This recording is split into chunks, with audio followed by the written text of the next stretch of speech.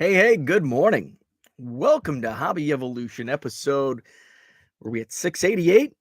Good morning and happy Thursday. We're heading close to a weekend.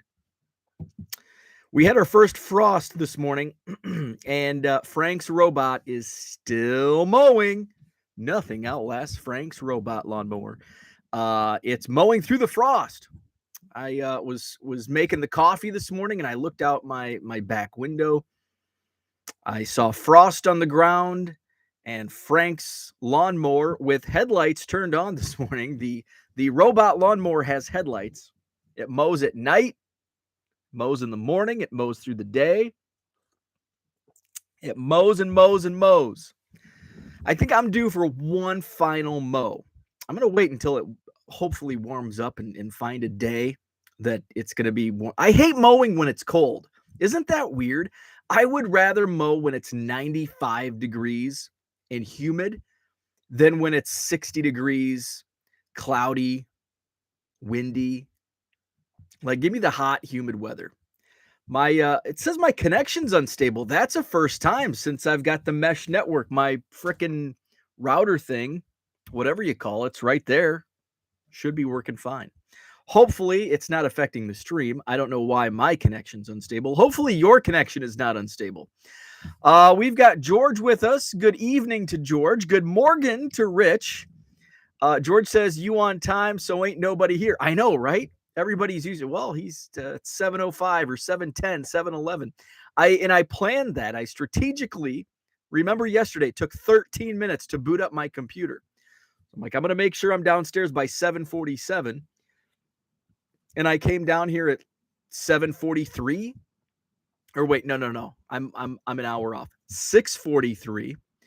And as I like stare at the time on my computer, so I came down here at 6:43, and my computer booted right up. And I'm like, well, I'm gonna make since I've got the time, I'm gonna make and it's a pretty generic, it's text only, thumbnail, because I have a topic for today. And boom, I even had time to walk upstairs, get my coffee, and not have to like run and be rushed to get on time. I came down here at 6:58. Hey, I've got 2 minutes. So yes, it still says my connection is unstable. How's the I will ask, how's the stream? Is it okay? Because it says my connection is unstable, which used to be a staple with my shoddy internet connection. Ed, good morning to you. David, what's up? Matt is in the house. 417. Bring on the cold. Oh man. So I am kind of looking forward to the cold because I can wear hoodies more often. It's like acceptable to wear hoodies now in the next freaking 6 months.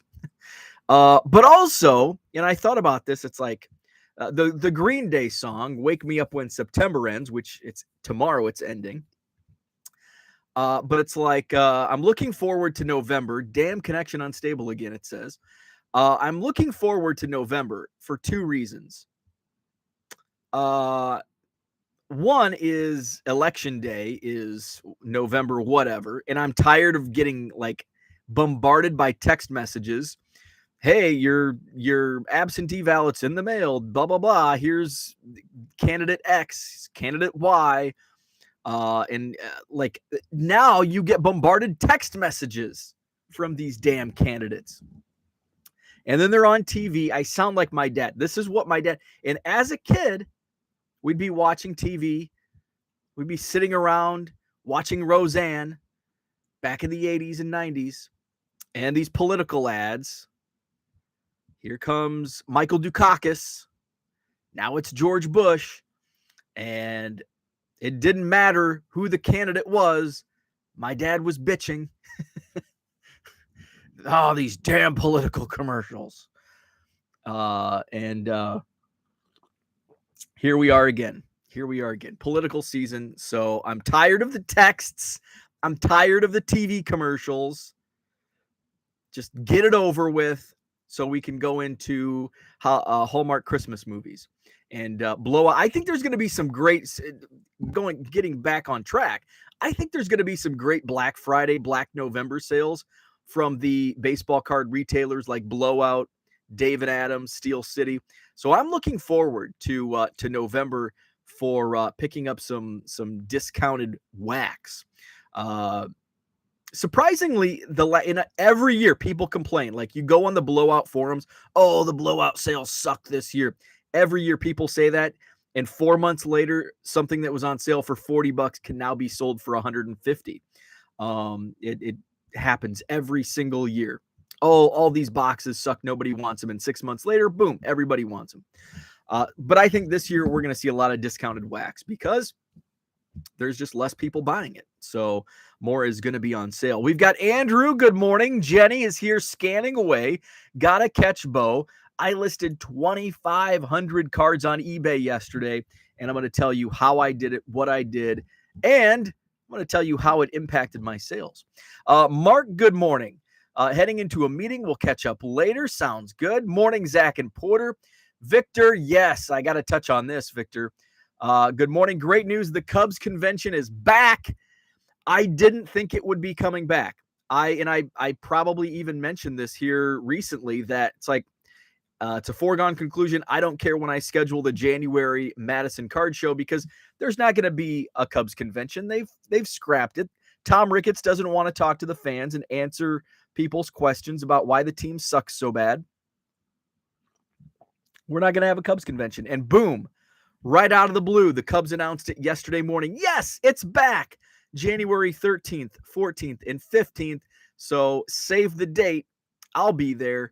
They haven't released any other details. I wouldn't be surprised if it's not going to be at the Sheraton. It would not surprise me if they do. This is my prediction that it's going to be a scaled back. It's not going to be the Cubs convention of yesteryear. It's going to be a smaller. It's still going to be the 3 days. It's going to be a little smaller, and it's going to be at the Hotel Zachary across the street from Wrigley Field. That's my prediction. That is my prediction. I never went to was it at the Hilton, Victor, before it was at the Sheraton? And everybody says, oh, the Hilton Cubs can. It was always better 10 years ago. It was whatever event it is. It was so much better 10 years ago. Everybody always says that. I never went to the Hilton Cubs convention, but everybody I've talked to said, it was way better when it was at the Hilton compared to the Spectrum, to the Sheraton. I'm reading Fall Creek's comment. Spectrum. Fall Creek says Spectrum internet has been spotty all night. Okay, well, here we go. I am on Spectrum internet. So there's the reason why. And it's actually not me this time. It's you. It's not me. It's you, Spectrum. I've had more issues with Spectrum internet in the last, 6 months than I have in the previous 10 years. I'm trying to think how long I've had Spectrum internet. 8 years, I guess. We went to TDS for like 2 months, and it was, oh my gosh, I could devote an episode on why I hate TDS. But I won't get into that today. So Spectrum internet spotty all night. That explains if my connection is unstable. It's not me. It's Spectrum. Thank you, Fall Creek. DR says, morning, Bo, in the best hobby community out there. Thank you for that. Update from yesterday. I found Pujols rookie. How about it? A Kobe and a Jeter gold. Hey. This collection keeps getting better and better. That is awesome. George says everything is fine on the stream. Excellent. Stream is good. Stream is great. Awesome. Good to hear. Welcome, Kyle. Good morning, Abraham. Zach and Porter, tell Dan that haul is crazy. It is such a man. We are all living vicariously through Dan's recent collection pickup. Rich says you can always text stop if you don't like the message. Oh. Sometimes I block, but these I've just been once. So the other day, I think it was what day was it? It was Tuesday or Wednesday. Today's Thursday. So it was Tuesday. Must have been Tuesday. It wasn't yesterday. Must have been Tuesday. I had so many political text messages that I responded to one. I'm like, I'm not going to vote for you. You're a lunatic. And I told my wife just laughed. And I'm like, I know nobody's reading it. And she's like, well, it might be. I'm like, it's just automated. Nobody's reading those. replies. And I'm sure I'm not the only one. People do that to I turned in to the Grouches on Facebook, where a Facebook ad pops up and they're like, spam, you're spamming. It's like, shut up. Paige and Deanie Bean says, good morning. Sorry we were late. Dean's eating eggs and ketchup for breakfast. That's a great combo. I am an eggs and ketchup.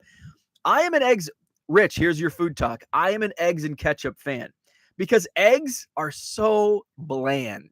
Like, you've got to spice it up with either hot sauce or ketchup. Otherwise, I douse pepper on my eggs.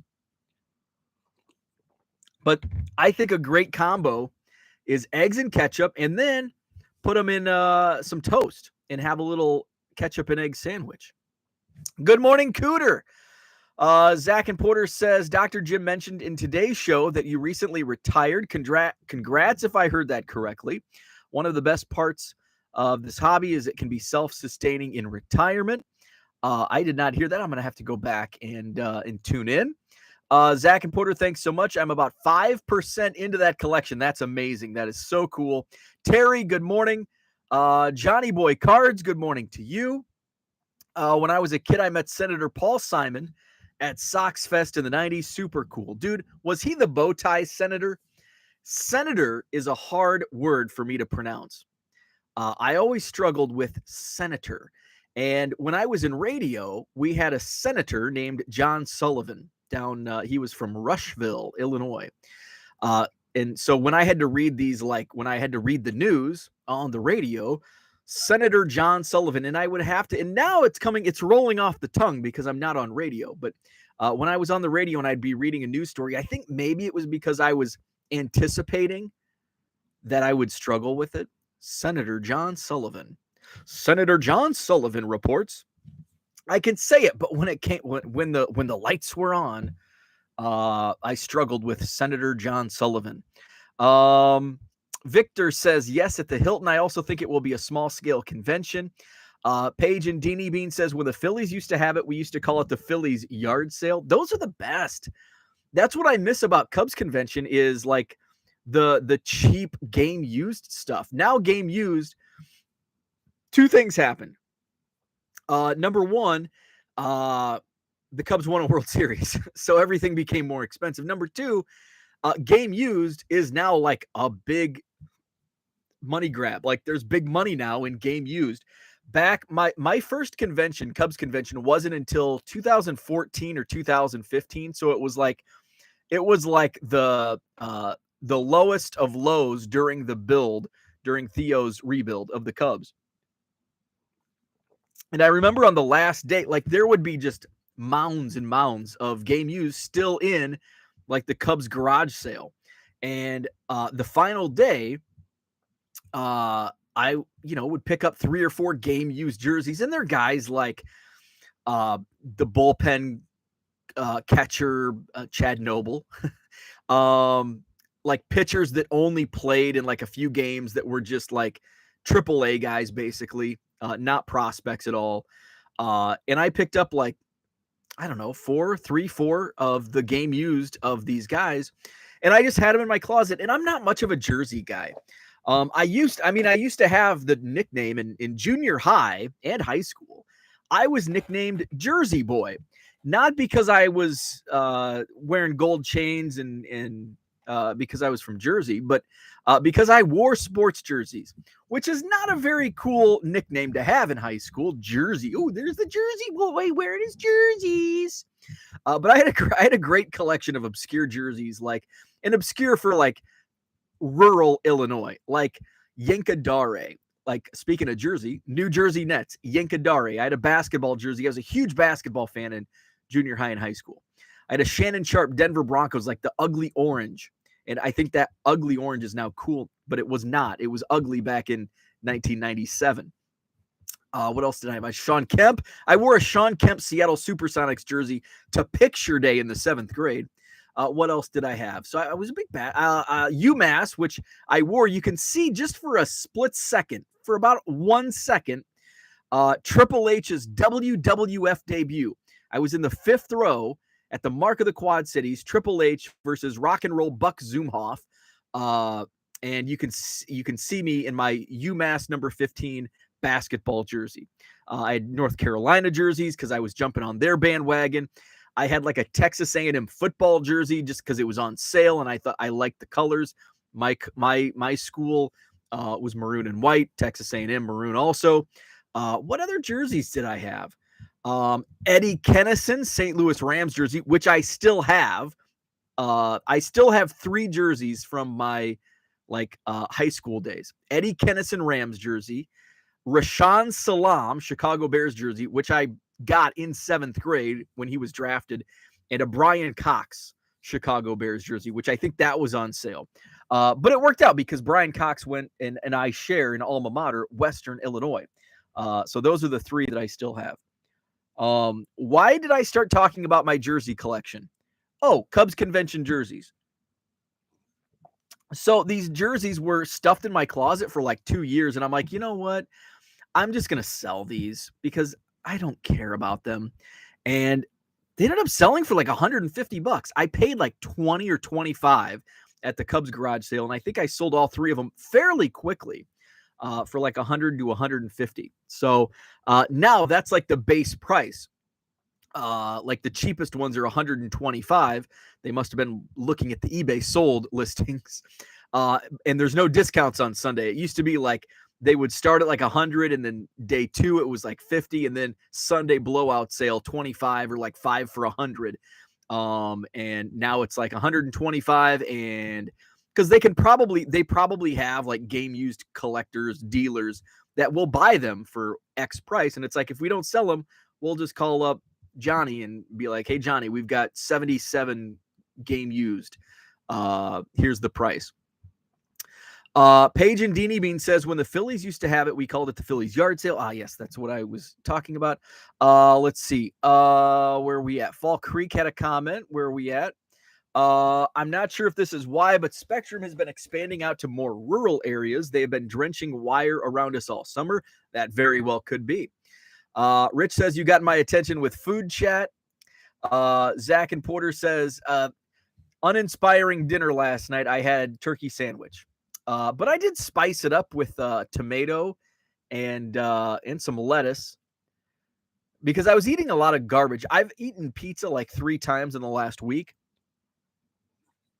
So I went to the grocery store on Sunday. I think it was Sunday. And it's like, I've eaten so much junk. I need some bananas. I need some salad, some lettuce, some of those like Bolt House Farms fruit drinks. I need to like stop eating frozen pizza and what other junk I was eating. Zach and Porter says, don't be surprised. People read that just like people who leave a negative comment on your eBay. You probably don't read 99% positive, but the negatives get an I, maybe not the candidate. That's what my wife said. I'm like, nobody's going to read this. Rich says the person who recently retired was Ray Cherry. So if he is listening, happy retirement. Yes. Bow tie, Paul Simon. Okay. Zach and Porter, to Rich, I apologize. I listen in double speed, so sometimes my ears play tricks. Congrats in advance. Rich is still working. I'm having too much fun in our team's chat. We're talking about Coolio in my area's chat last night and this morning. Bummer, man. Coolio passed away. Coolio is like my, speaking of junior high, like I was rocking the UMass basketball jersey and jamming out to Gangsta's Paradise in 7th grade. I bought that single on cassette tape. I was a late bloomer to see. I didn't have a CD. My first CD player wasn't until like 1995 or 96. And I think Gangsta's Paradise came out in 95. So whenever it came out, it was before I had a CD player. So it was a cassette tape. Got it at the mall, probably like Music World or Sam Goody. I bought that single. And Ski Low, I Wish. Those were the 2 that I picked up that day at the mall. Still remember. And then an adult story, one of my friends, I think he won like a VIP party with Coolio at a strip club here in Wisconsin. He went and had a great time partying with Coolio I turned down the invitation. It would have been a great story, but it was a little. If I was in my 20s, I would have partied with Coolio at a strip club. But I was in my 30s, and it's like, nah, I don't. I think I'll pass on this one. So those are my Coolio stories. So yes, rest in peace to Coolio. Rich says, so I posted Lakeside, the original Fantastic Voyage.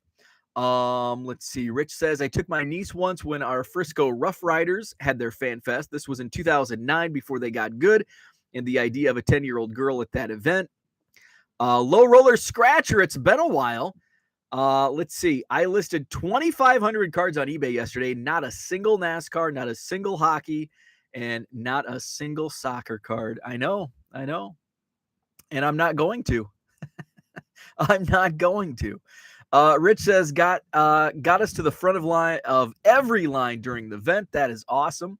And then they fed us free hot dogs and drinks. She had a great time, and I graphed up quite a bit.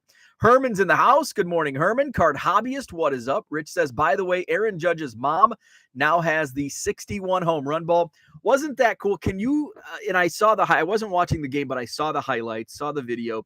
Aaron Judge hits his 61st home run, and it like hits the glove of a guy.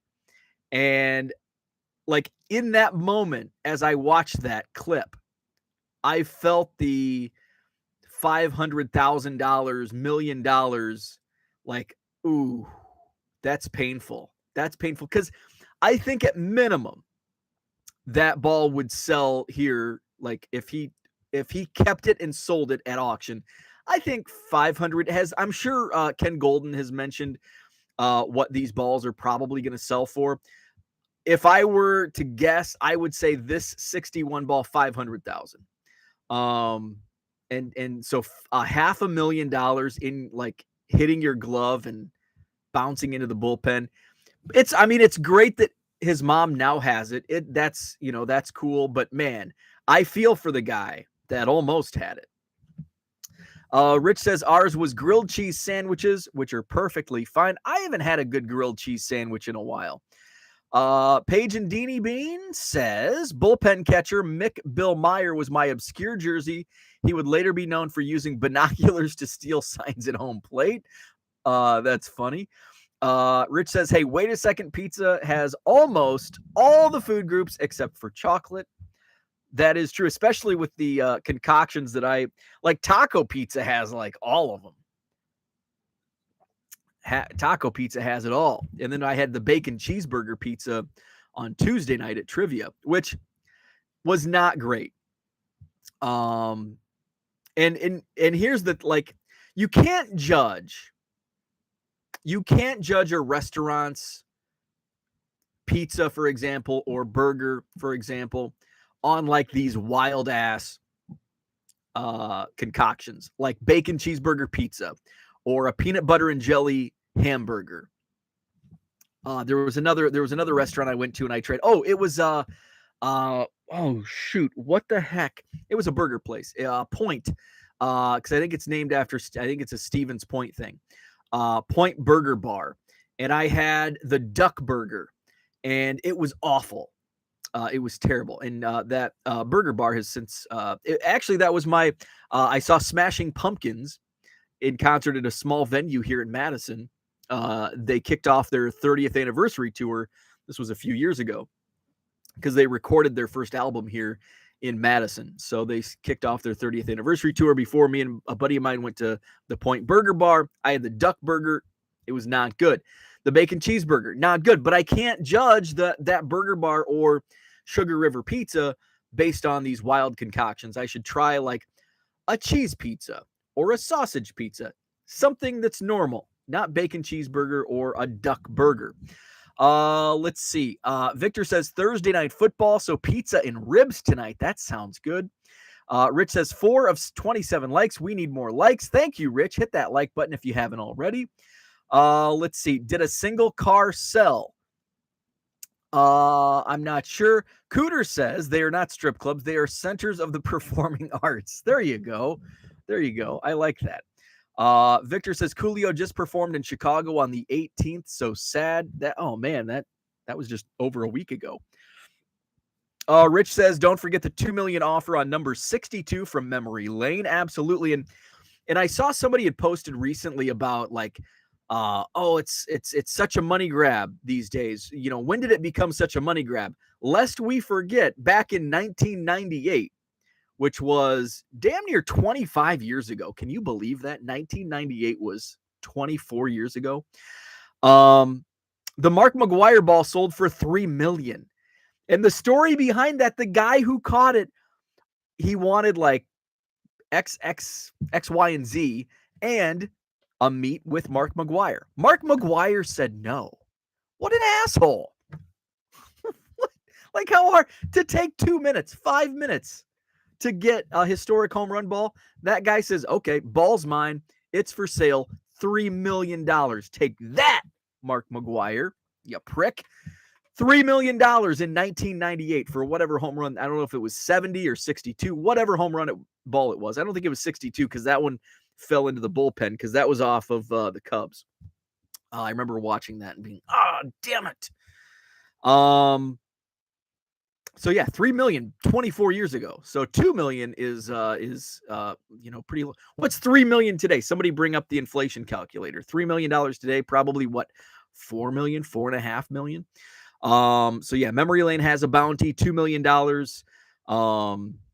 on home run ball number 62. Rich has a doctor's appointment, quarterly checkup, so I have to get ready. See you all tomorrow. Thank you for stopping in, Rich. Appreciate it. I've got a checkup today as well, but it's for my vehicle.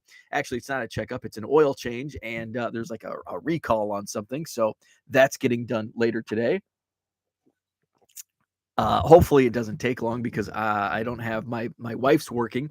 So I may just have to sit in the waiting room at the oil change place. Hopefully it doesn't take long. Paige and Deanie Bean says AEW was on last night and JAS was teasing Philly fans that they were not getting pizza.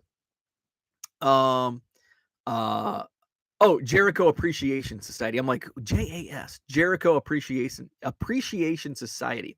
I watched pretty much all of AEW last night. MJF is just freaking awesome. His promo was great. Outside of that, it was an okay show. The main event, I actually turned it off like in the middle of the main event because what was the main event? Bandito, which I never watched him in Impact or ROH or whatever he was in. So I turned it off halfway through. Jenny says Rich probably meant card, not car. Did a single card sell?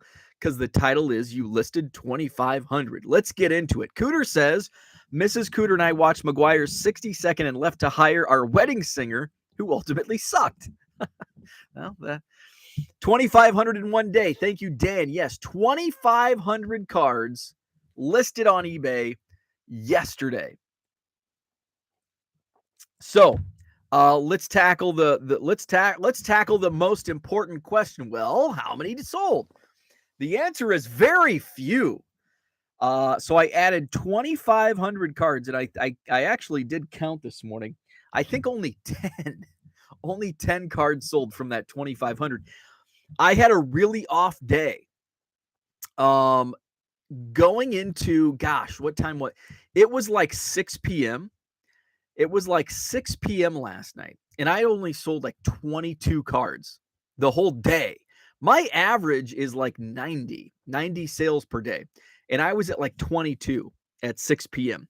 I think I ended up with over 40 sales last. It depends. I don't know the exact cutoff on day to day on eBay. I just kind of go back the next day and do a quick count. I'm sure, actually, you know what? There's probably a way. Is there, let's see, we can click into sales. So yeah, so only about 10 of the 2,500 I listed sold. Now my sales dollars are still up 13.3% over the last 30 days. My quantity sold is up over 5% over the last 30 days. So, okay, so I can do quantity sold. Let's do a custom. So yesterday was the 28th. So we'll do the 28th. And we'll see. So September 28th. Such a terrible day. Oh, wow. I sold 58 cards. Yes. So I made a lot of late night sales apparently. So 58, which was down 27% from the 27th. So I sold 58 cards yesterday, which is still, still far below my average of nearly 90, but much better than in the 20s where it was sitting in the evening hours. What I've noticed this week though is I listed over 1,000 cards, like around 1,200 cards on Monday. Was it Monday? I think it was Monday. And sales started like sales weren't like boom. Like back in the day, like even a few months ago, a couple months ago, I would list say 500 cards and I would sell like 50 to 75 within the first 24 hours. And it's been a little slower with here in the last month. But I have noticed the cards I listed on Monday. It's almost like it's taking a 24-hour period for them to like hit the search, or whatever, hit the algorithm, or whatever it is. So we'll see. I did have one card. So I was listing most of what I listed yesterday was I basically listed from only 3 sets yesterday. Plus some singles that I listed on the couch watching wrestling. I listed a ton of 2017 Allen and Ginter. I listed a couple hundred 1989 Swell baseball greats. And I listed 1,500? Yeah, almost 1,600 Bowman U football singles. The 2017 Allen and Ginter, I listed those, and all of a sudden, boom, I sold one right away because they were all $1.50. And I'm like, this one sold like a minute after it hit eBay. I'm like, oh crap, this is one of those Dave Portnoy, Manny Pacquiao, Gary V, Egg, where it's higher value card. And it is. I mean, it's basically a $10 card. He's a lacrosse player. His name is Tom. I remember his last name because we share it. It's Thompson. I think it's Lyle Thompson, lacrosse player in 2017 Allen and Ginter. So if you have those, it's a $10 card. Somebody got a great deal out of my eBay store, picked it up for $1.50. So that's sold. So I know it's working because I'm sure somebody has that as a saved search because people like me don't realize it's a $10 card. List it for $1.50. Boom, it pops up $1.50. I want it, and sold. So eBay's working. I just think there's less buyers at this moment in time. Or if it's not like actually in somebody's saved search or somebody following your store, they're not seeing it right away. So out of 2,500 cards, only about 10 sold. But here's the but. This is a big but. And I'm not going to lie. Big butts and I'm not going to lie. Whatever that song, how the lyrics on that song. This is a big but. I remember I only listed from 3 sets. So that's going to skew the numbers and bring it down. Normally, like I said, like I mentioned, when I've previously listed 500 cards and I sell 50 to 75, boom, in the first 12 to 24 hours, I'm listing a lot of variety. A lot of different variety, big name stars. Like there were a lot of commons listed yesterday. So that's why I'm not concerned that only 10 cards sold in the last 12 hours from a 2,500 card listing, because they were from 3 sets, some commons, and those sales will trickle in. But I think my next, I don't know, I'll probably list another, a couple batches today, maybe get a couple hundred listed today. And there'll be a variety. So 10 and out of those 10, I think probably half of those were like Aaron Judge cards that I listed from my couch. How many cards did I list from my couch? I bet I listed 10 cards from my couch, and I bet 6 of them sold. All of my Aaron Judge cards that I listed last night sold. I listed let's see. So I listed a 2013 Topps Rookie Gold Cup Mike Trout, 2020 Stadium Club Chrome Aaron Judge. Both of those have sold. Let's see. There was another one. It's a previous listing. So maybe just 4. Oh, the 2015 Panini Contenders Aaron Judge. That sold last night. So there's 3.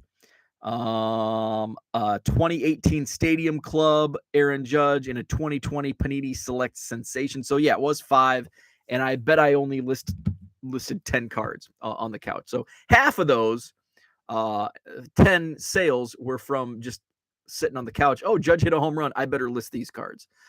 Let's see. Dan says just started the John Wayne Gacy series. Good through 2 episodes. I'll circle back to that. Cooter says there are 4 Giants I am looking at from yesterday, but TCDB won't load for me to see if I have them.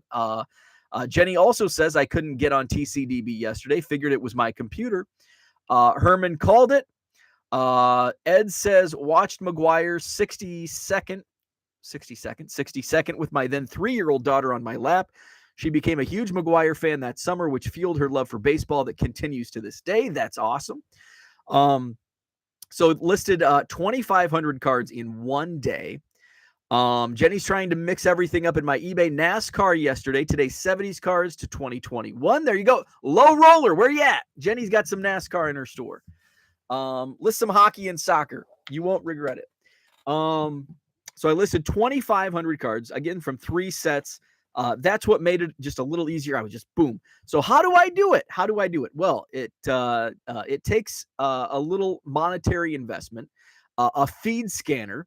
So I use the Fujitsu 8170 feed scanner. Boom, so fast. And then I save those to a folder, upload that using Card Dealer Pro, carddealerpro.com.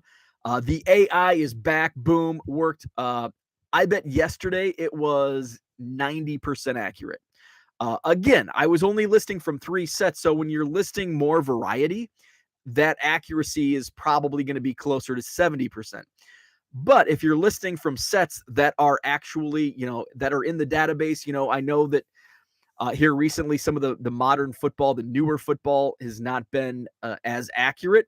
But 2017, Allen and Ginter was in there. 89 Swell Baseball Greats were in, and the Bowman U base singles were in. There were a couple hiccups with the Swell Greats where it would actually identify like Carl Yastrzemski. Say I had 3 Carl Yastrzemskis, and it would recognize 2, and then it didn't recognize the third one for whatever reason, but that was very spotty. Again, yesterday, the 3 sets I listed, it was over 90% accurate. So Card Dealer Pro, I have the 10,000 scans in a month. That's $100 per month. So there is an investment. The scanners are not cheap either. So yes, it does take, it's not free. So it's going to take some monetary investment, but it pays off. It's well worth it, in my opinion. So that's how I listed 2,500. Long story short, hey, that's new for me. Usually it's short story long. Long story short, Card Dealer Pro, Fujitsu 8170 scanner, and that's how I listed 2,500 cards in one day. M. Russo 159, when you list with Card Dealer Pro in a CSV, can you still do a pick your card listing? I don't think so. Somebody that's more that knows about spreadsheets more than I might have an answer.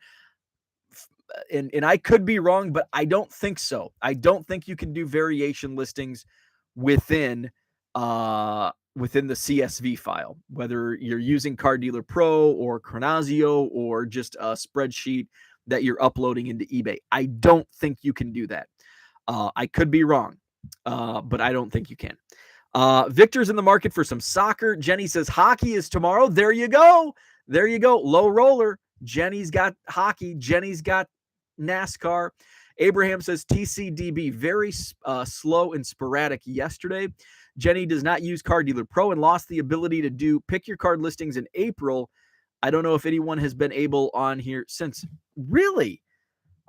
See, I don't do variation listings, so I'm not sure. I'm going to try real quick here. I did have somebody, because I have a video on how to do a variation listing, and there was a comment that like I didn't understand the comment. It was pretty short. Single listing. Let's see. I hate how I'm actually in eBay like This is one pet peeve of mine with eBay. I'm like in eBay. I'm tooling around in eBay. I'm looking at my reports in eBay, and then I go to sell an item and I have to sign in again. Like, but I was just looking at my reports. Okay, so let's just do what's 1987 tops Roger Clemens. Okay, so get started. Um this is piquing my interest. Let's see. Okay, so we've got the title. Variations, add variation. Let's add our own attribute. Let's see. Number one, Roger Clemens. Save. Okay, let's do a second one. Oh, actually, it seems easier. Let's see if it works. So we'll add Barry Bonds. And let's do one more. Card number 3 is Bo Jackson, just for. Okay, so let's continue. Oh, I didn't get that Roger Clemens. So Jenny, variations still work on my end. Everything seems to be working on my end. Let's see.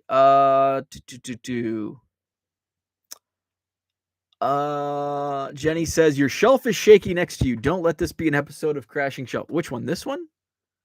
This one? Did I might have I bumped it, that's why. Let's see.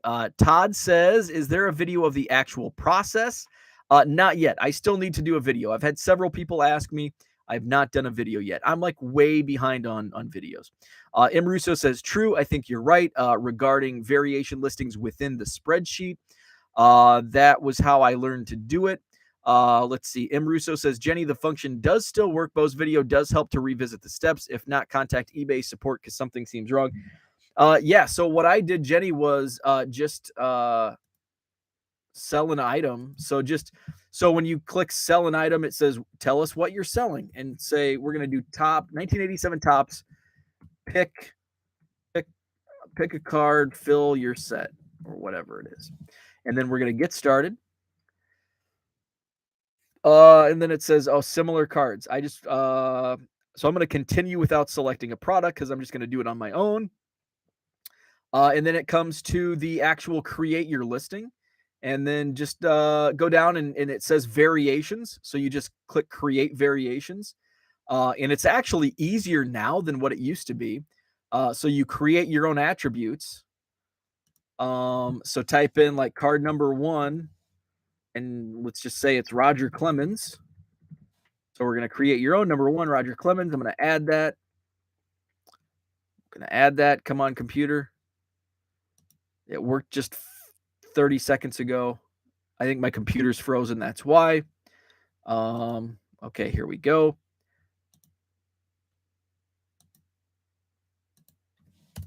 Huh. Okay. Oh, because I have to click enter unique number 1, Roger Clemens. Save. There we go. So, and then you just, let's see. Click that. It was literally just working. Let's create your own. Okay. Oh, attributes. Let's add one. Add your own. Number 2, Bo Jackson. Save. Add another one. Number 3, Barry Bonds. Save. Okay. So now we've got to move these over to here. Is it? Why is it not letting me?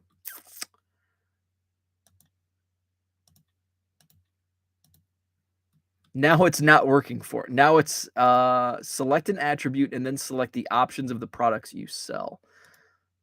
It literally just worked the first time I did this. And now I'm struggling trying to figure out options, create your own. Let's do this again. Roger Clemens. Add, I'm sure this is, oh, there we go. Okay. So attributes and options. So attributes, I don't want those. So, oh, what did I do? Add variation attribute. Let's click on all three. So I've got Roger Clemens, Bo Jackson, Barry Bonds. We're going to add those. Now I've got options. Okay, I'm just going to do 2. We've got Bo Jackson. This would have been perfect on StreamYard because you could see what I'm doing. So number of variations 1. And we've just got Bo Jackson. Where's Roger Clemens? So let's go back. Oh, shoot. They have tweaked it a little bit. It's not like it used to be, but it's still, you can still do it. Let's see. Maybe my account has a glitch. Either way, I won't use them going forward. The ones I do have up are not moving. I'll end up ending them and listing as singles. And they're faster for me doing singles. What I might, once I reach that, like once I get close to 60,000 active listings, then I might have to consider doing variation listings. Just because I don't want to pay, 10 cents per listing or whatever insertion fee it is. So that may be the next step. I may just have to go to variation listings, even though it's going to take a little bit more time. But at that point, I'll be at 60,000 active listings. So, I should be okay. Zach and Porter stepped away playing catch up. Agree with Abraham. TCDB was timing out a bit yesterday. There is the link from Paige and Deanie Bean. So yeah, 2,500 listings. Somebody asked, I think Todd says, I missed Todd's last comment. Todd says, thank you. The process seems a bit confusing, probably just me. It can be. I will say Car Dealer Pro, for me, and I know everybody's different. For me, Car Dealer Pro was much easier to use than Chronazio. And I've heard people say Chronazio was easier to use for them than Car Dealer Pro. I found Car Dealer Pro to be pretty simple. And it only took me a few test runs to actually nail down a good process. So I will share it. And again, my process uses the Fujitsu scanner, like the feed scanner. So that's going to ramp up your efficiency. Car Dealer Pro will ramp up your efficiency. And then on the shipping side, if you got to be organized, so it's kind of a perfect storm. A thermal label printer when you ship. Shout out to my buddy Craig, who's a dealer at my show. He's like, man, how do you ship so fast? He's like, I can only do like 8 an hour, and so I was just asking, okay, what's your process? And boom, right away, he had many steps in his process that are significantly slowing him down. One thing he does is he will add cards. If somebody buys a Josh Allen card, he will try to find other Josh Allen cards to throw in as freebies. And I'm like, I know that's a great gesture, but it's really slowing you down, especially if you have to go look for them.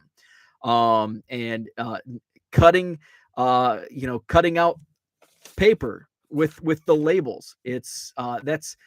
I was stubborn and thought, I don't need a thermal label printer. And when I had a thermal label printer, holy crap, that step alone is going to save you a ton of time.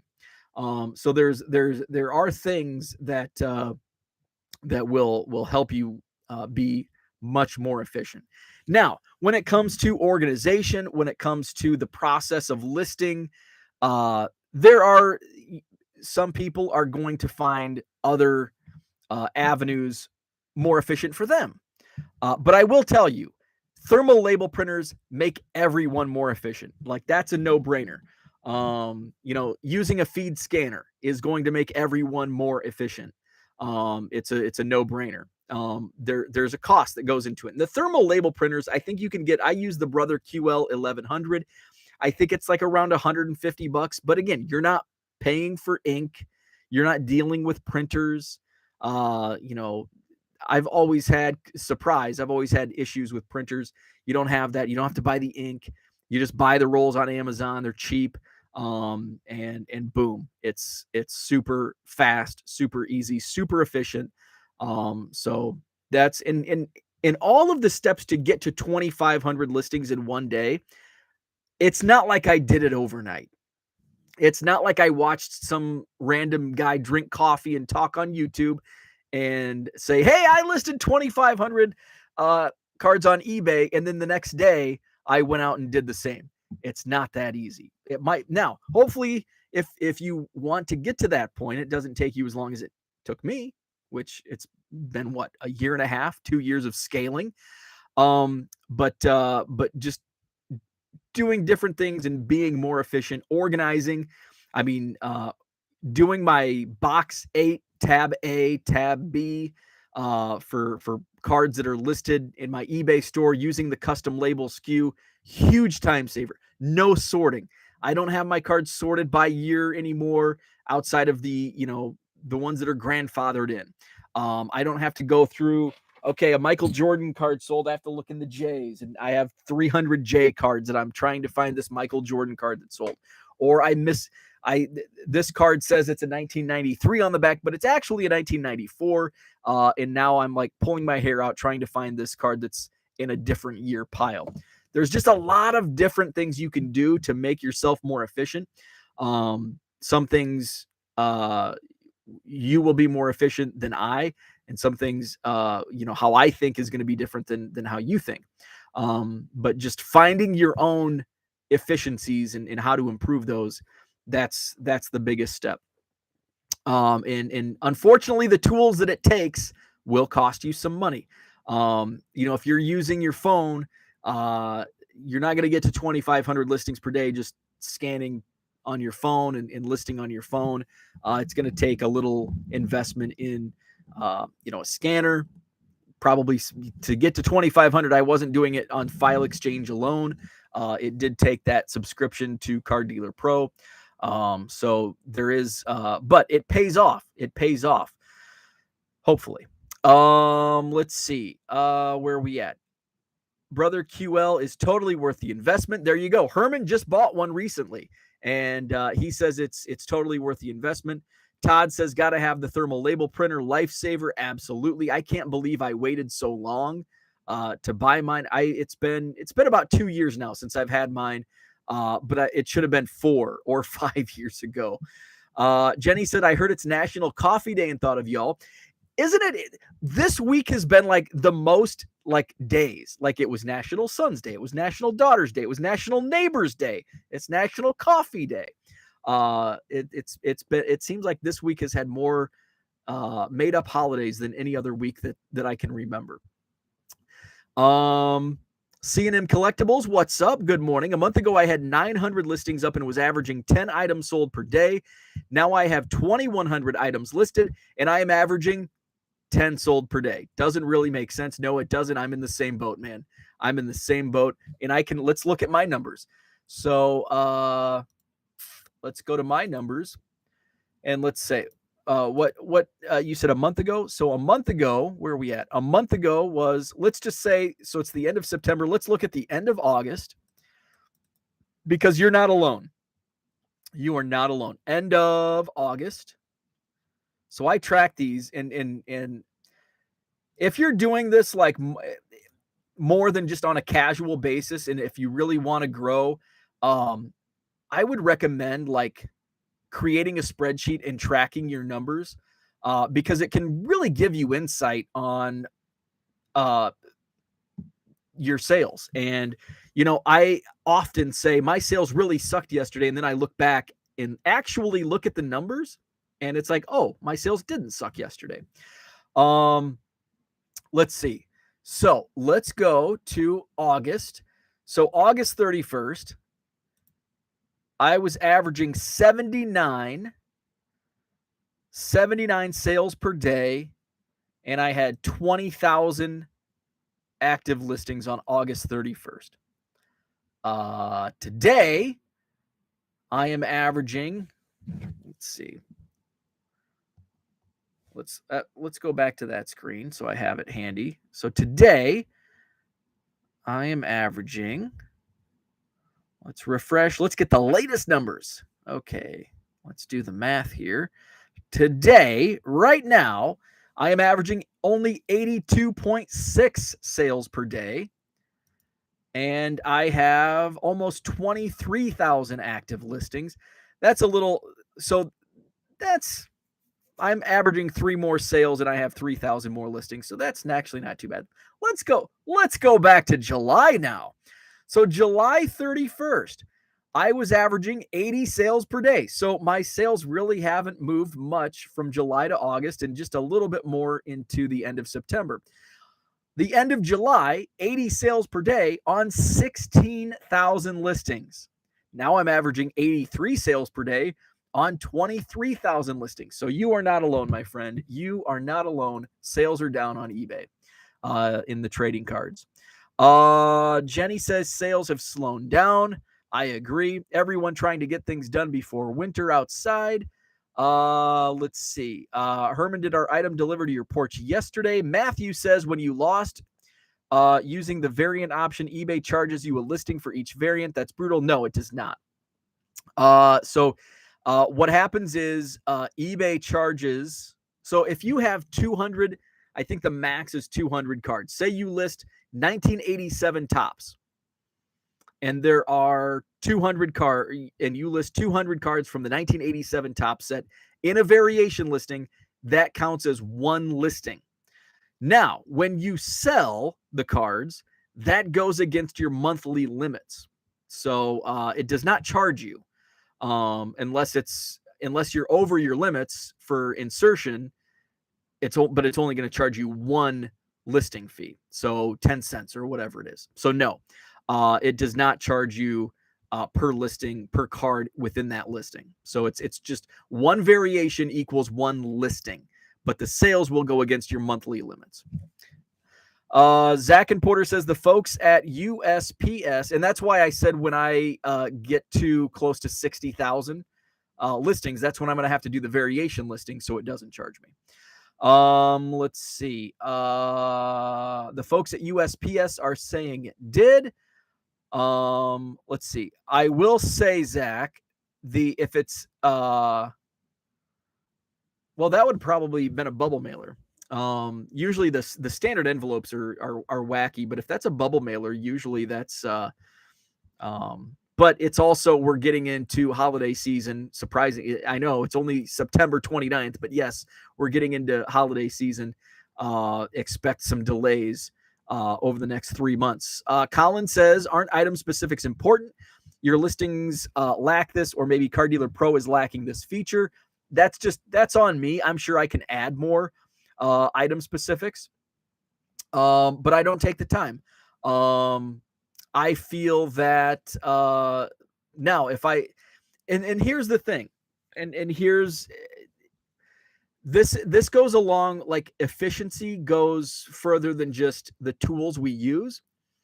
It's how we list also. In going back to throwing freebies. Oh, if you throw freebies in, it's going to attract that customer. But how much time is that taking, and how many more listings can you put up on eBay, and how many more items can you ship in that time? So yes, it may lead to an extra $10 in sales, but what's the opportunity cost? It could be costing you $50 in sales because of the time wasted.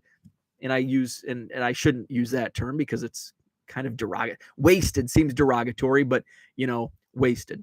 Same with item specifics.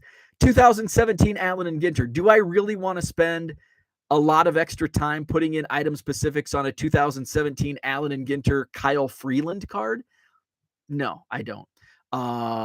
So yes, many of my listings lack item specifics because they're $1.50 cards, and it's just not worth the time spent on item specifics. Because if I spent more time on item specifics, I wouldn't be able to list 2,500 cards per day. And you're like, well, you would sell more, but I wouldn't be listing 2,500 in a day. Maybe I could only list 500 or 1,000. And maybe the sell-through rate goes from 0.4% to 0.6%, but what's 0.6% on 1,000? And let's just do the math. So say it ticks up and I'm spending the time on, and it's all about opportunity cost. So let's go to 0.4%. So we're going to use, because that's my sell-through rate right now, my daily sell-through rate. We're going to use 0.4% on the current way of listing and say I list 2,500 cards like I did yesterday. So Make sure I'm doing 0.004 times 2,500. So that's 10. So say I sell 10. So actually my numbers on a 0.4% sell-through rate actually work out with the 2,500 cards I listed yesterday. So let's say so 0.4 on, did I do that correct? Let me do that math again. 0.4 times 2,500 is 10. 0.6% on 1,000 is 6. So I'm losing out on 4 sales.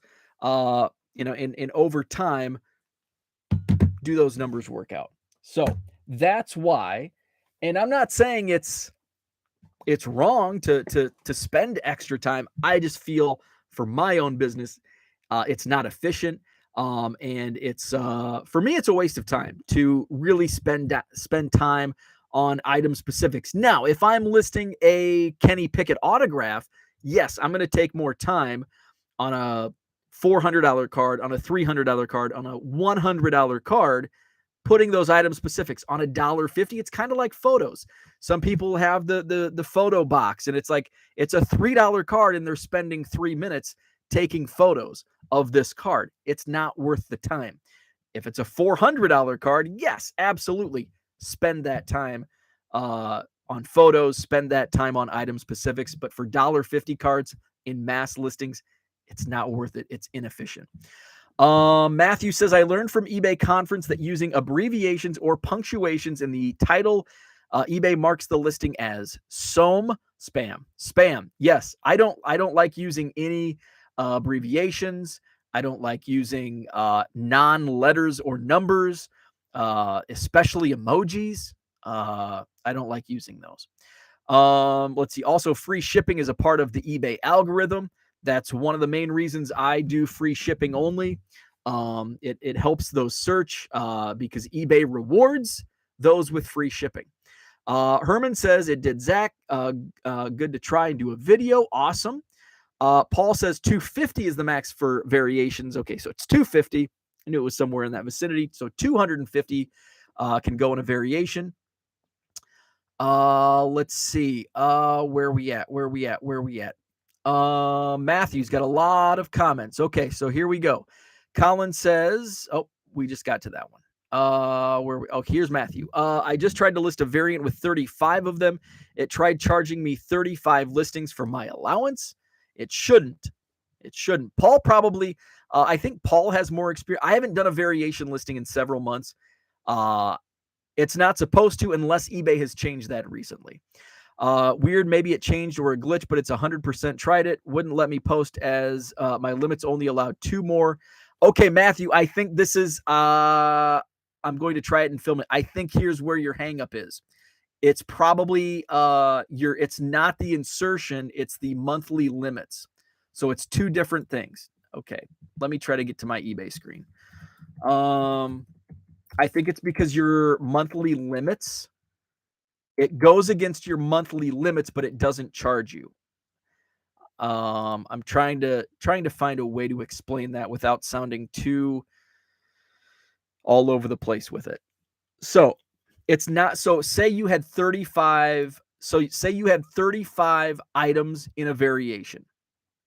It should only charge you 1 listing within a variation. However, if your monthly limits are, say you have 20 items listed in eBay and you only have 50 items in your monthly limits, it's not going to allow you to list because that would put you over your monthly limits, but it shouldn't charge you.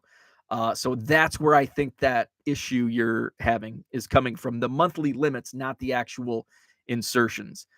Let's see. Charlie says, how do you make any profit with most of your cards being listed at $1.50? Easy. It's 40 cents net profit to me. It seems hard to turn a profit. It's 40 cents net profit, and that's on a single card. And here's where I offer volume discount. So if you buy 7 or more cards, you get 25% automatic at checkout. So that drives that per sale card up. I sold 7, I think it was 7 Brian Taylor cards, and my net profit was like $8 on 7 Brian Taylor cards. And that was shipped. And that includes my envelopes, that includes the piece of paper, that includes the card savers and the penny sleeves, that includes the label. That is all in. So my net profit on a single card, if somebody comes in and buys a $1.50 card with free shipping, my net profit's 40 cents after fees and supplies. And Matthew nails it. Volume. It is all about volume. Card might have cost, yeah, and typically my cost per card, and I guess that's an important thing to mention also. I buy in bulk. So most of my cards are a penny or less acquisition fee. So my cost of goods sold on my $1.50 cards are basically a half a penny, sometimes 1/20th of a penny if I'm buying a huge collection. So the acquisition cost is basically the card cost to me. I just in my formula, I put it as a penny just because it is. So about 40 cents. Zach and Porter says it's been too long since Bo said, you dip, Daniel. Oh man, I can't. It has been too long because now I can't. You dip, Daniel. Why you a dip? Matthew says at some point though, you got to check your quality over quantity. 100,000 listings with bare bone info won't help you get sales. I don't think you use eBay algo enough. Working smart is key, not just hard. Am I working hard? No, not really. I'm not working smart or hard. Yeah, I mean, yeah, those are good points. Let's see. Your own stats show it. You've gotten 3 more sales a day for 5 to 7K more listings up daily. But look what I'm listing. And the time that it takes, I listed 2,500 cards in basically half a day. So it's not like I'm spending like weeks at a time, like doing nothing but listing these $1.50 cards. It took altogether to list 2,500 cards yesterday. It took me 4 hours tops. And much of that time was in the processing phase where I was shipping, coming downstairs and doing a few shipments or fixing lunch. So the actual listing process is very minimal. C&M says CDP actually throws a ton of info onto item specifics. Let's see. Colin says, but if you want to sell, then you have to do the work. eBay says item specifics is important, and those that use get bumped in the algorithm. And that's perfectly fine. But based on my numbers, I don't feel it's important on these listings. On other listings, yes, I feel it's more important. On these listings, I do not. Let's see. He made a video showing how he lists it on his phone. He doesn't touch condition even. Are you talking? I don't know if you're talking about me. I don't list on my phone. When I do, yeah, I don't know if you're talking about my listings. Paul says with variation listings and Excel, it's possible to list 1,500 cards plus per hour. Don't forget to come back. Yes, I will come back to Gacy and Dahmer. we'll end this show on serial killers. Let's see. Matthew adds, that's a massive option. Ask eBay peeps. They'll tell you their algo sends stuff without that to back. It sends spammy. Let's see where we at. Paul says have to all be the same set though. That's the catch. So there may be extra time if you have to sort your inventory by set. Yeah.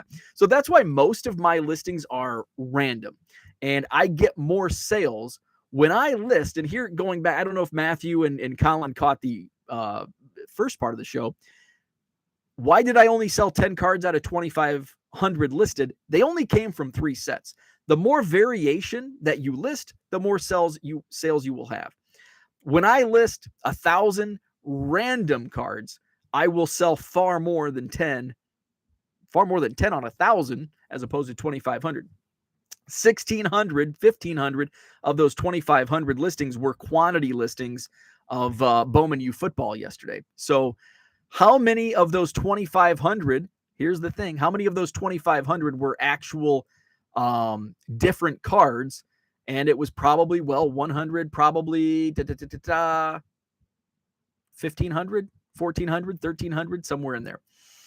But the more variation, and I will, the next, I don't know if I'll do 1,000 today, but if I do 1,000 random cards, I'll have more than 10 sales within the first 24-hour period.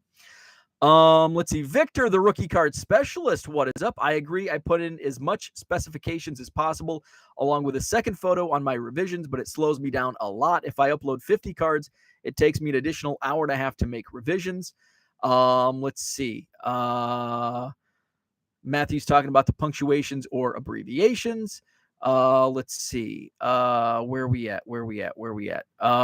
Let's see. Matthew says, I'm so glad I found this community. Makes my morning so much better. Appreciate that.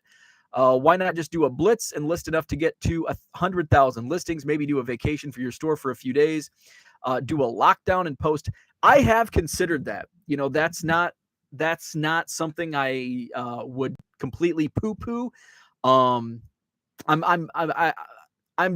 doing enough to balance it out. And here's the main reason why I don't want to do that, because I want to scale.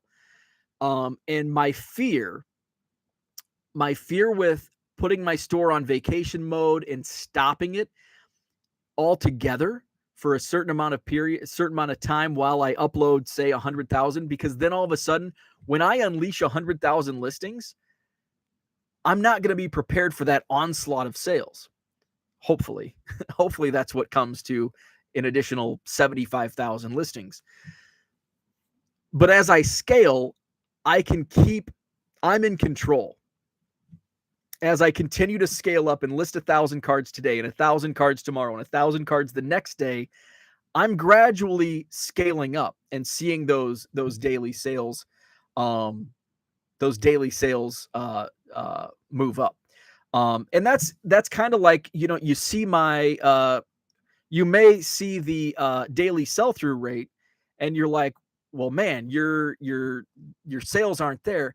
It takes time for eBay to recognize and do all this. When you're averaging 80 sales per day, but you're adding 2,500 in a day, it's going to drastically skew your sell-through rate. And I've listed, so I'm at currently 23,000, just under 23,000 active listings. Just 2 months ago, I was at 16,000 active listings. And so you're not going to see your daily sell-through rate's going to see a drastic drop. And as the days go by, who's saying that song? As the days go by and you don't list any new items, you're going to sell 80 here, 80 there, 90, 95, whatever. And then that sell-through rate's going to bounce back up. So my sell-through rate's down. It's probably at like 0.37, 0.36% right now, because I added 2,500 yesterday. And when you're averaging 80 sales per day, that's going to drastically.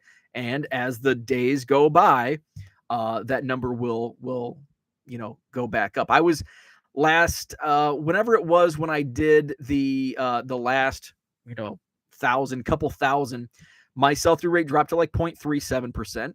I went about a week without doing, 1,000 listings, a few listings here and there. And my sell-through rate bounced back up to 0.4%, in just a few days. And so that's kind of, it's all a numbers game. So that's my fear of putting on vacation mode and listing 50,000 or 100,000, because I wouldn't be prepared for the onslaught of sales. I want to gradually scale up and be in control, where I would feel, and this is all personal preference, where I feel if I had all of a sudden, I go from 80 to 200 sales overnight, I'm not prepared for that.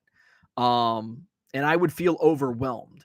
But if I go from 80 sales to 81 sales to 83 sales to 87 sales, I feel more in control and I can handle that. So that's why I've decided against, halting the store and doing some massive uploads. Let's see. Where are we at? Matthew says, I got you mixed up. Sorry, man. Thanks for your help. Dollar Box says, assuming you were talking about my video I posted yesterday, Matt. Let's see. You're the man too. Let's see. Cooter says, speaking of serial killers, Brody the Kid needs to rethink his new BTK logo brand. The first Brody sent me something back in the day, and it said BTK, and I'm like, ooh, I don't know about BTK. This is not good. Matthew says, I get you guys mixed up when I binge watch. Both give great info. Thank you. Appreciate that. Eric, what's up, Eric Everett? I'm about to bust 8 cases of a product. I typically list lots of numbered of a player and sell the lot. I do this on my phone, and it's very tedious. Can you point me in a better direction? The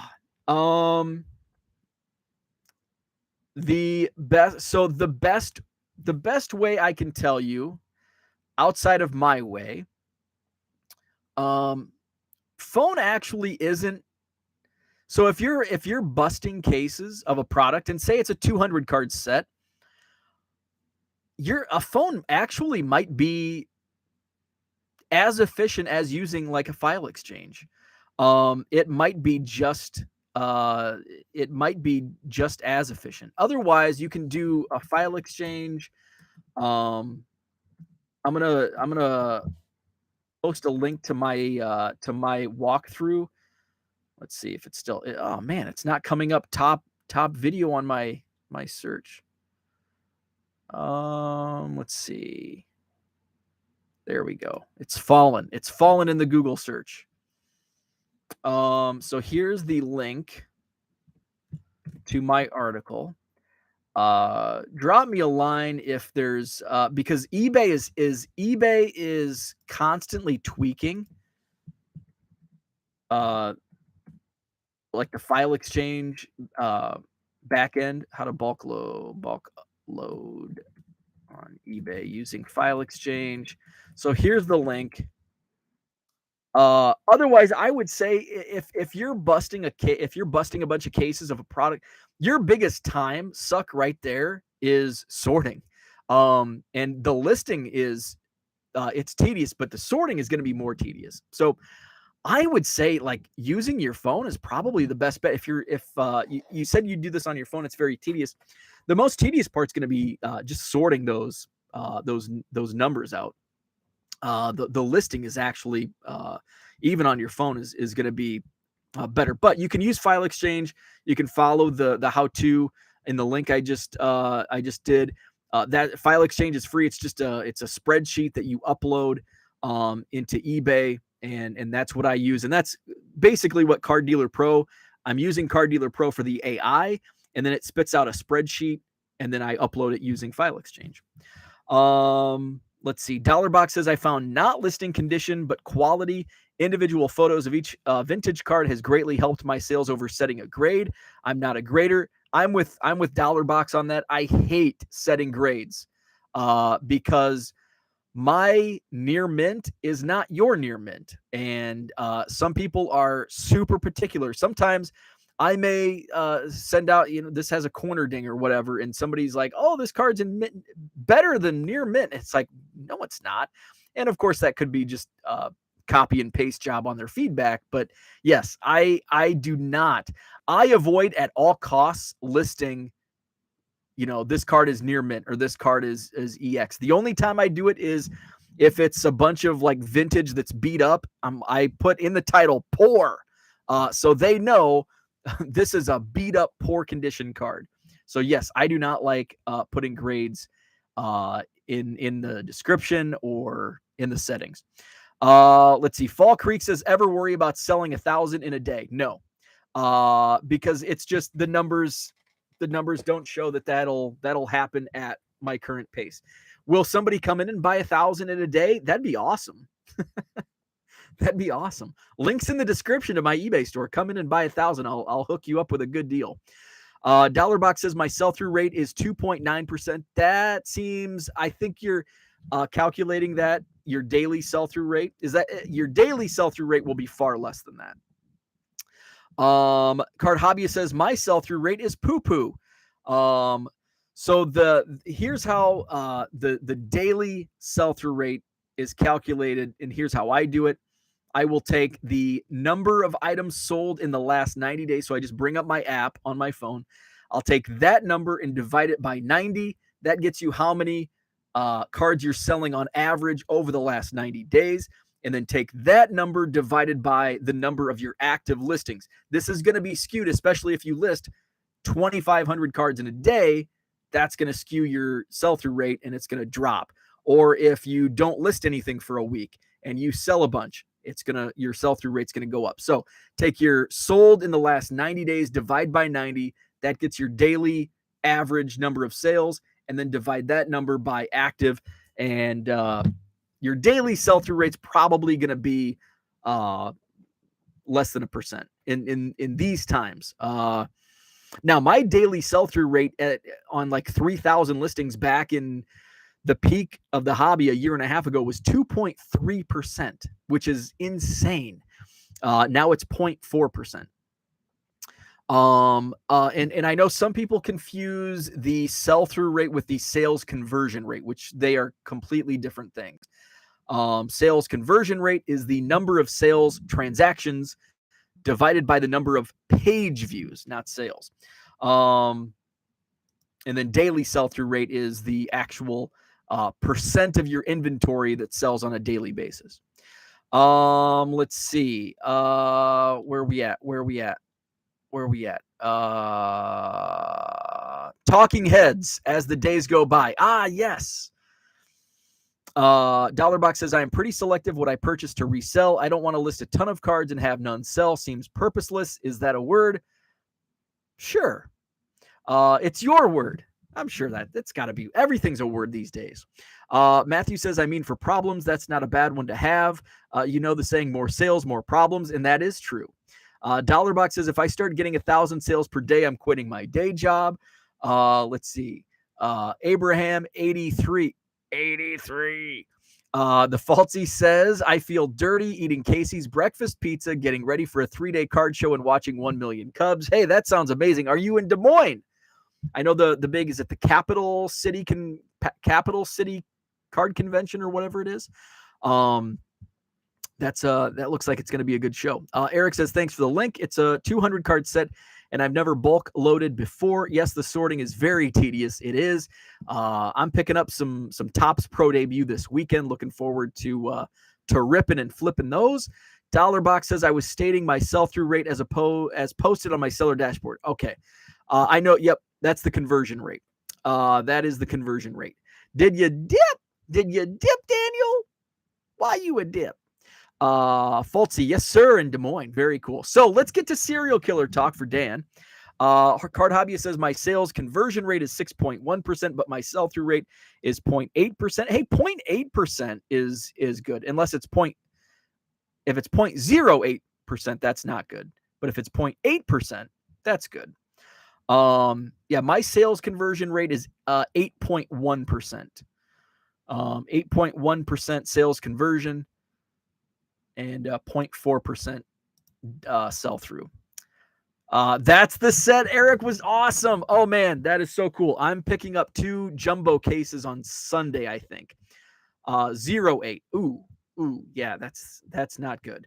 Pro Debut, yes, I'm looking forward to it. I wish I could get it beforehand, but I'm heading out of town tomorrow and Saturday. But I'll be going to pick those cases up on Sunday. Wow, 8 cases. Holy moly. I'm only doing 2.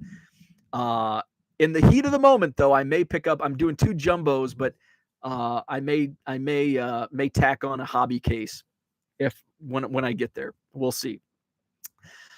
Serial killers. How's that for transition? Let's talk serial killers for Dan. Dan, are you still awake? Hopefully Dan's still awake. Dan just started watching the John Wayne Gacy, which I thought was well done. That was on, I think it's on Peacock. Dan is here. Good. So I enjoyed John Wayne Gacy, and I think I enjoyed that series because I love that era. I love the 70s. Obviously I love true crime. I love the setting, and it's Chicago. So, I'm familiar with Des Plaines in that area. So I enjoyed. I thought it was really well done. Um, I started watching Dahmer last week, and then so I told my wife was working on. She was on the phone upstairs, so I'm like, I'm just gonna go downstairs. I'm like, oh, I'm gonna watch Dahmer because I didn't think she would want to watch it. So I watched the first 2 episodes of Dahmer. Some people were saying I hate the way he talks. 75% of the people in Wisconsin talk like Jeffrey Dahmer does in that series. Everybody talks the way Jeffrey Dahmer talks.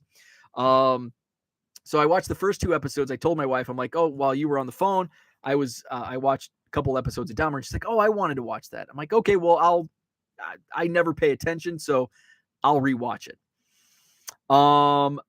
So we watched the I rewatched. My wife watched the first episode last night. She was not into it. So I think I'm on my own watching the rest of the series. Dan says if the National was in Rosemont in 1978, then you could have worried about the area it was in. Absolutely, yeah, because so where John Wayne Gacy prowled was that area. If you're familiar with where the National is, Rosemont, Des Plaines, which if you take River Road which runs right in front of the Stevens Convention Center, River Road goes goes right through downtown Des Plaines, and that's where John Wayne Gacy lived and murdered his victims. So I probably would not if I was around in 1978 and going to the National in Rosemont, and I probably would not be driving through Des Plaines. Actually, you didn't even know. Like it just boom, all of a sudden there's 35 victims in his crawl space. So and I think a lot of the guys, it wasn't like with Gacy, I don't think it wasn't like other serial killers where you knew like he's stalking victims in this area. Like it was like a lot of those victims were like people that worked, like guys that worked for him, or streetwalkers. So it wasn't like there's this on the loose. It's just, oh, this random guy disappeared. And a lot of the victims they thought just ran away because they were, down on their luck or whatever it might be. So yeah, that's actually scary to think about. Herman says my wife made mention of his Wisconsin accent. It's totally Wisconsin. It's total Wisconsin accent. And it's like, and I know for people that aren't from here, you ain't from around here. I know for people that aren't from the upper Midwest, Wisconsin, Minnesota, the Dakotas, it's a really funny accent. And speaking of, I'm almost 90 minutes in, but I do want to share one story. Fargo, North Dakota. If you've seen the movie Fargo, that's how they talk in Fargo. And me and my buddy Kyle that worked for the team, we're playing North Dakota State at Fargo, and we were at the hotel bar, and the bartender was talking about like, oh, you're from Illinois? And she goes, are you close to Chicago? And we're like, it's like 3-4 hours away from Chicago. And she's like, my mom and I went to Chicago, and we went to the Oprah show, and oh my gosh, people drive so crazy. They're honking their horns, and like, what's going on? This isn't like Fargo. That's exactly how they talk. You dip, Dahmer. You dip. So yeah, and I find it funny, and now it's part of everyday life. Everybody talks like Jeffrey Dahmer in Wisconsin. Eric says, good luck on your pro debut. Busting, great price point to bust and list in my experience. Definitely. This is only my second pro debut case busting experience. I broke a case last year, loved it. Usually, like, I've been breaking cases of Heritage Miners, which is another awesome product to rip and flip. Heritage Miners dating back to like 2015. But pro debut last year was my first foray into Topps pro debut, because typically before the craziness of COVID, Topps pro debut came out in like June, and it came out like right smack dab in the middle of all these other sets. Like it came out not long after Bowman. It came out around the same time as Topps Archives, a month before Allen and Ginter. Series 2 was probably out around that time. So it was just kind of buried with other products. So I never ripped Pro Debut because I was buying everything else that came out in that May, June, July slot. So now that it comes out this time of year, and it's like, I haven't ripped any baseball in, it seems like a year, because all of the products I enjoy ripping outside of Bowman and Heritage, and of course Series 1, they seems like a year ago. January for Series 1, January or early February. Heritage comes out, end of February, Bowman, April. And I haven't ripped any. Here we are into October now, going into October. Let's see. I took a break and came back. You're still live. I am. It's weird hearing Molly Ringwald with that accent. Yes, it is. Yes, it is. So now I'm going to wrap it up. Yeah, it'll be interesting to see demand for Pro Debut with this late release. Heritage Miners is great too. Eric, I think Pro Debut is going to have huge demand because people are starving for baseball. And maybe starving is a little too dramatic, but look at Topps Fire. Look at the demand on Topps Fire, which admittedly Topps Fire usually does, depending on when it's released, does have a lot of demand up front.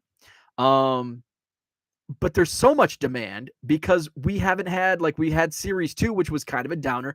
Topps Chrome was a real bummer. And so there's just so much demand for baseball, and it's a unique product. There's a lot of prospects. So Eric says he loves the possibilities because of the disaster with Topps Chrome. Exactly. Like, I think people are just like, give me baseball cards. I want baseball cards, even though we're toward the end of the season, but it's a backloaded year with all of these products. Topps Pro Debut. Oh, my note. Where's my note? Where's my note? Did I throw it away? My note dipped. Did you dip, Daniel? Where's my note? Oh, here it is. Oh, shoot. So we've got Topps Pro Debut, Allen and Ginter, Topps Update, Heritage Miners, Stadium Club, Archives, and Bowman Draft. So there's still so many products for 2021 still to be released. Fire has a great checklist. It'll be interesting because Miners finished up last night. You won't get the people looking for the cards for autographs in person until...